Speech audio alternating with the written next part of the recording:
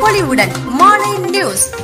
எல்லை தாண்டி மீன்பிடித்ததாக இலங்கை கடற்படையால் கைது செய்யப்பட்ட மயிலாடுதுறை மாவட்டத்தைச் சேர்ந்த 37 மீனவர்கள் இந்திய எல்லையிலேயே மீன்பிடித்ததாக தப்பி வந்த மீனவர்கள் தகவல்.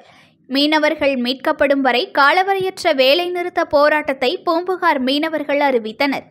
மயிலாடுதுறை மாவட்டம் சீர்காழியை அடுத்த பூம்புகார் மீனவர் கிராமத்தைச் சேர்ந்த செல்லதுரை என்பவருக்கு சொந்தமான விசைப்படகு மற்றும் 4 ஃபைபர் படகுகளில் கடந்த 20ஆம் தேதி இரவு 43 மீனவர்கள் கடலுக்கு மீன்பிடிக்கச் சென்றனர். பூம்புகார் துறைமுகத்தில் இருந்து சென்ற இவர்கள் நேற்று காலை கரை திரும்ப வேண்டும். ஆனால் மாலை வரை மீனவர்கள் கரை திரும்பாததாலும் மீனவர்களிடமிருந்து எந்த தகவலும் வராததாலும் மீனவ கிராமத்தில் அச்சம் ஏற்பட்டது. இந்நிலையில் நேற்று இலங்கை நெடுந்தீவு அருகே மீன்பிடித்த போது மீனவர்களை இலங்கை கடற்படையினர் எல்லை தாண்டி வந்ததாக கைது செய்து இலங்கைக்கு கொண்டு சென்றதாக தெரிய வந்தது. அதனைத் தொடர்ந்து தகவல் அறிந்த மீன்வளத்துறை பணி மேற்பார்வையாளர்கள் தீனதயாளன் மற்றும் வாசன் ஆகியோர் சம்பவம் குறித்து பூம்புகார் துறைமுகத்தில் விசாரணை மேற்கொண்டனர்.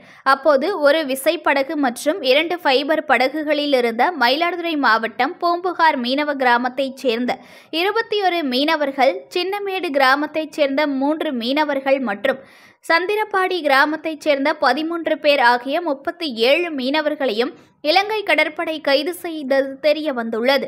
மீனவர்கள் இலங்கை கடற்படையால் கைது செய்யப்பட்ட சம்பவம் மயிலாடுதுறை மாவட்ட மீனவ கிராமங்களில் பதற்றத்தை ஏற்படுத்தியுள்ளது.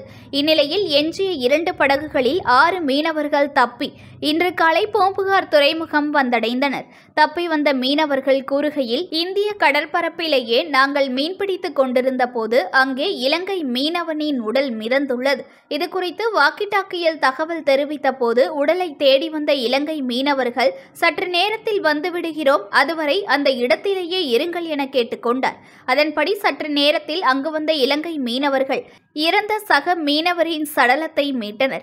அப்போது அவ்வழியே வந்த இலங்கை கடற்படை பூம்புகார் மீனவர்களை எல்லை தாண்டி வந்ததாக ஒரு விசைப்படகு மற்றும் 2 ஃபைபர் படகுடன் கைது செய்ததாகவும், துரிதமாக படகை திரும்பி அங்கிருந்து 2 படகுகளில் இருந்த தாங்கள் 6 பேர் தப்பி வந்ததாகவும் மீனவர்கள் தெரிவித்தனர்.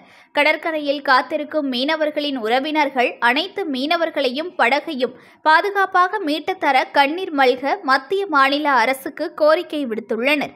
சிறைப்பிடிக்கப்பட்ட மீனவர்கள் மற்றும் படகை மீட்டுத் தரும் வரை பூம்புகார் மீனவர்கள் காலவரையற்ற வேலைநிறுத்த போராட்டத்தை தொடங்கியுள்ளனர். புத்த புது பொலிவுடன் மாலை நியூஸ்.